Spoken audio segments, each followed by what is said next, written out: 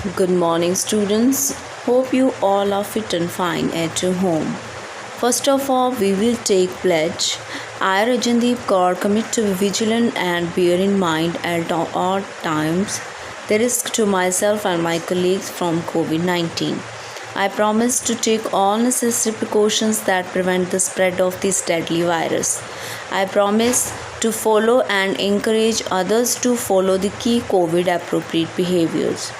To always wear a mask or face cover, especially when in public places. To maintain a minimum distance of 6 feet from others. To wash my hands frequently and thoroughly with soap and water. Together we will win this fight against COVID-19.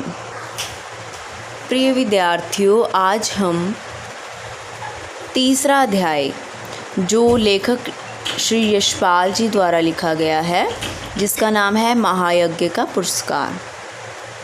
पहले लेखक परिचय पढ़ेंगे। स्वतंत्र संग्राम में क्रांति सेनानी freedom fighter रहे यशपाल हिंदी साहित्य के भी यशस्वी कथाकार और निबंधकार थे, मतलब स्टोरीज लिखते थे और ऐसे लिखते थे। इनका जन्म 3 दिसंबर 1903 ईस्वी में फिरोजपुर छावनी में हुआ था। विद्यार्थी जीवन से ही इनका परिचय क्रांतिकारी दल से हो गया था। इन्होंने विप्लव नामक पत्र निकाला तथा साहित्य सृजन में जुट गए। 26 दिसंबर 1976 को इनका निधन हो गया। उन दिनों की लिखी कहानियों का प्रथम संग्रह पिंजरे की उड़ान नाम से प्रकाशित हुआ। इनके अन्य मुख्य कहानी संग्रह हैं ज्ञानदान, अभिशप्त, तरक का तूफान, भस्मावृत चिंगारी, वो दुनिया, फूलों का कुर्ता, धर्म युद्ध, उत्तराधिकारी तथा चित्र का शीर्षक। कहानियों के अलावा उन्होंने उपन्यास, निबंध, संस्मरण, नाटक आदि भी लिखे हैं। झूठा सच, दादा कामरेड, देशद्रोही, मनुष्य के रूप, अप्सरा का शाप इनके उल्लेखनीय उपन्यास हैं। सिंहावलोकन, न्याय का संघर्ष तथा देखा सोचा समझा में इनके निबंध, संस्मरण और रेखाचित्र संग्रहित हैं। इनके साहित्य सेवा के लिए रीवा सरकार ने इन्हें देव पुरस्कार, सोवियत लैंड सूचना विभाग ने सोवियत लैंड नेहरू पुरस्कार, हिंदी साहित्य सम्मेलन ने मंगला प्रसाद पारितोषिक तथा भारत सरकार ने पद्म भूषण की उपाधि से सम्मानित किया। यशपाल जी की भाषा अत्यंत प्रवाहपूर्ण, सहज तथा व्यवहारिक है।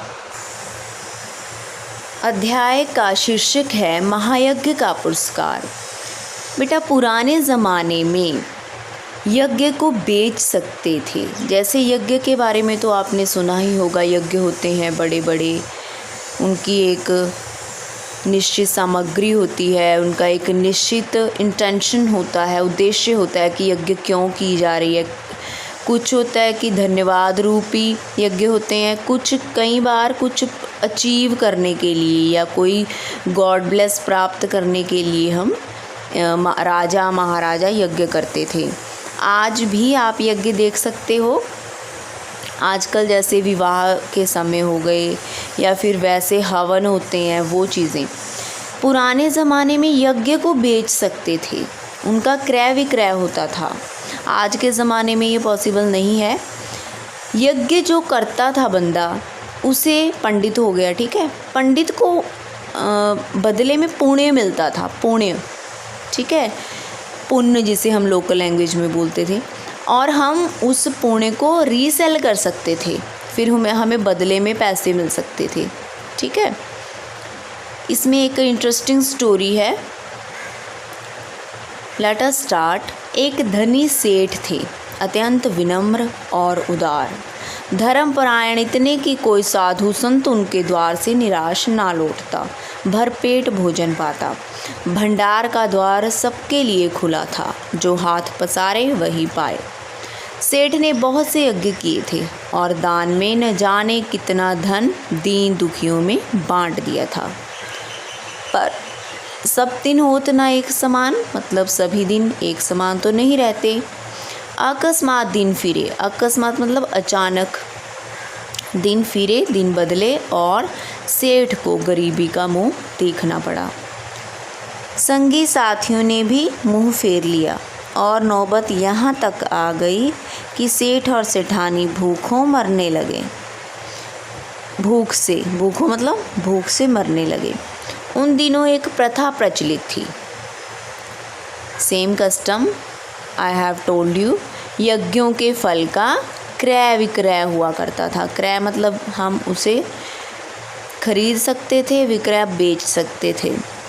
छोटा बड़ा जैसा यज्ञ होता उसके अनुसार मूल्य मिल जाता था। जब बहुत तंगी हुई तो एक दिन सेठानी ने कहा, वाइफ ऑफ दिस सेठ, ना हो तो एक यज्ञ ही बेच डालो। सुनकर पहले तो सेठ बहुत दुखी हुए, पर बाद में अपनी तंगी का विचार कर एक यज्ञ बेचने के लिए तैयार हो गए। सेठ के यहाँ से 10-12 कोस की दूरी पर कुंदनपुर नाम का एक नगर था, जिसमें एक बहुत बड़े सेठ रहते थे। लोग उन्हें धन्ना सेठ कहते थे। यह अफवाह थी कि उनकी सेठानी को कोई दैवी शक्ति प्राप्त है, जिससे वह तीनों लोगों की बात जान लेती है। मतलब जो वाइफ ऑफ धन्ना सेठ थी उसे एक पावर प्राप्त थी, एक शक्ति उसके पास थी कि वो तीनों लोगों की बात जान लेती थी कि कहाँ क्या हुआ। धन की उनके पास कोई कमी न थी। विपदग्रस्त सेठ, विपदग्रस्त मतलब विपत्ति से मुसीबत से ग्रस्त सेठ ने उन्हीं के हाथ एक यज्ञ बेचने का विचार किया। दूर की मंजिल थी तो सेठानी ने जैसे तैसे पड़ोसी से थोड़ा सा आटा मांग लाई और रास्ते के लिए 4 मोटी मोटी रोटियां बना पोटली में बांधकर सेठ को दे दी। सेठ बड़े तड़के उठे मतलब सुबह और कुंदनपुर की ओर चल दिए। गर्मी के दिन थे।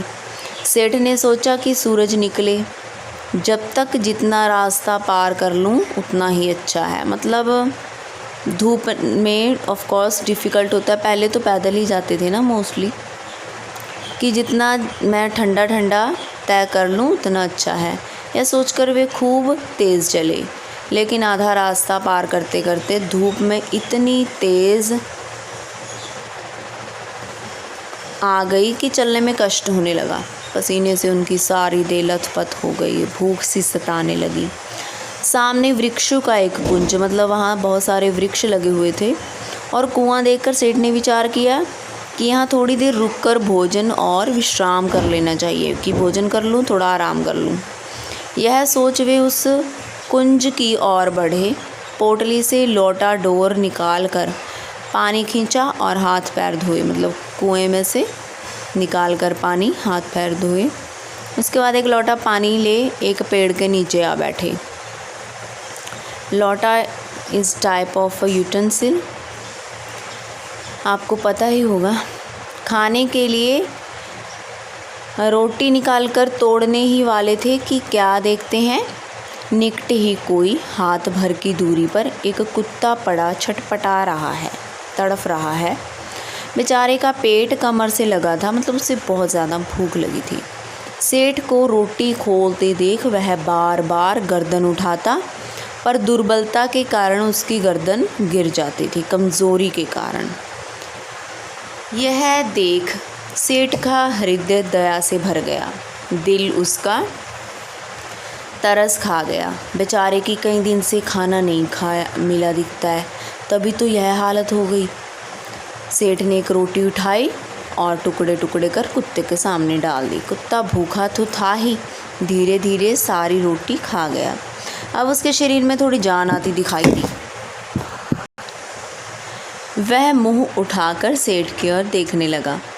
उसकी आंखों में कृतज्ञता थी, मतलब एहसान भरी नज़रों से वो देख रहा था। सेठ ने सोचा कि एक रोटी इसे और खिला दूं तो फिर चलने फिरने योग्य हो जाएगा। यह सोचकर सेठ ने एक और रोटी टुकड़े टुकड़े करके उसे खिला दी। 2 रोटियां खाने के बाद कुत्ते के शरीर में शक्ति आ गई और वह खिसकता खिसकता सेठ के समीप आ गया। सेठ ने देखा कि अभी भी वह अच्छी तरह चल नहीं पा रहा है। आसपास कोई बस्ती भी नहीं दिखाई दे रही थी। सेठ ने सोचा एक रोटी इसे और दे दूं तो फिर यह अच्छी तरह चल फिर सकेगा। मेरा क्या है, जैसी 2 खाई वैसी एक, थोड़ी देर में कुंदनपुर पहुंच ही जाऊंगा। सेठ ने तीसरी रोटी उठाई और कुत्ते को खिला दी। अब 1 रोटी बची, उसे लेकर वे स्वयं खाने ही वाले थे कि सेठ ने देखा कुत्ते की आंखें अब भी उसकी ओर जमी हैं। उन आँखों में करुण याचना है। याचना होता है जब मतलब एक मांगने वाली भाव से हम देखें किसी को, याचना। सहसा सेठ के मुंह से निकला, हाय बेचारा न जाने कितने दिनों से भूखा है। उनके मन में आया, मेरा काम तो पानी से भी चल सकता है, इस बेचारे मूक और बेबस जीव को 1 रोटी और मिल जाए तो फिर निश्चय ही इसमें इतनी ताकत आ जाएगी किसी बस्ती तक पहुंच सकेगा। मूक मतलब वो चुप रहता है, बोल कर तो नहीं बता सकता कि मुझे भूख लगी है ना। सेठ ने ज़्यादा सोच विचार नहीं किया और अंतिम रोटी भी कुत्ते को खिला दी और स्वयं मतलब 4 रोटियां उसने कुत्ते को डाल दी। स्वयं एक जल लोटा पीकर एक थोड़ा विश्राम करके अपना रास्ता पकड़ा। हम यहीं तक पढ़ेंगे आज। Rest of part we will cover in next AV. Hope you have understood. Take care.